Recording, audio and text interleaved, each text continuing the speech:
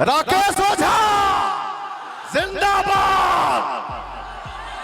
तो भैया अगर आप सब आदेश ना जाता हम अपने भाई के विजय के माला पहना के जाइए एजा से चारों तरफ से हाथ उठा के वो ताली बजा दे जा।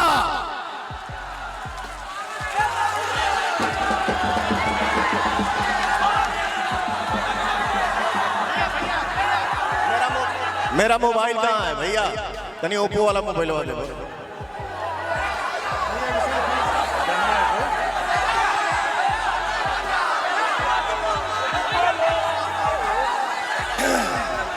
भैया हो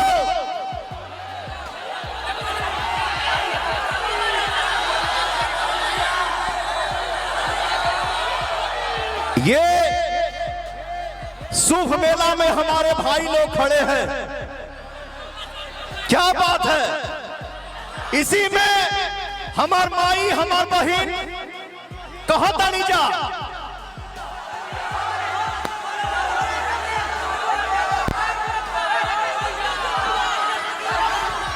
कि युवा जन साथ बड़े पावर स्टार के एनडीए के वोट दी है खूब ललकार के।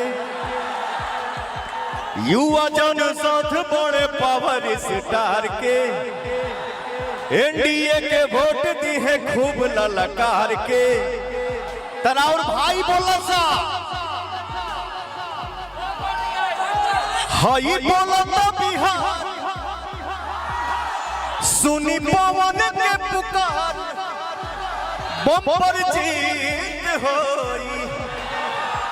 हाई बोला बिहार सुनी पवन के पुकार बम्पर जीत होई। त जोड़ी मोदी या नीतीश जी के हिट होई।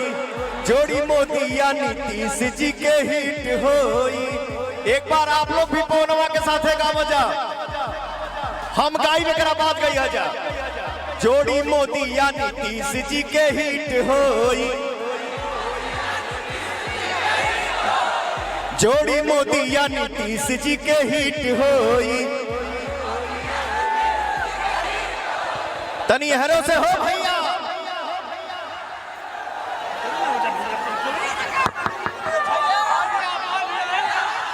गावो जा भैया।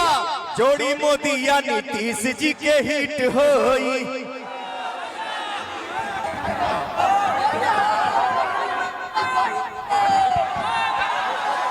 एक बार आपो सब गा जा।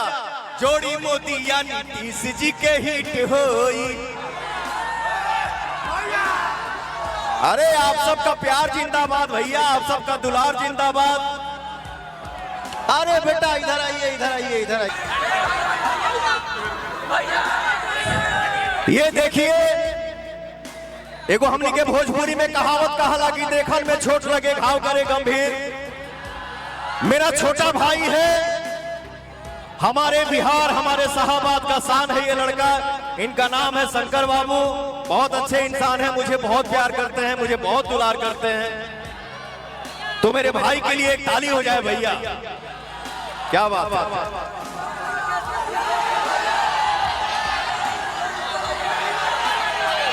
भैया।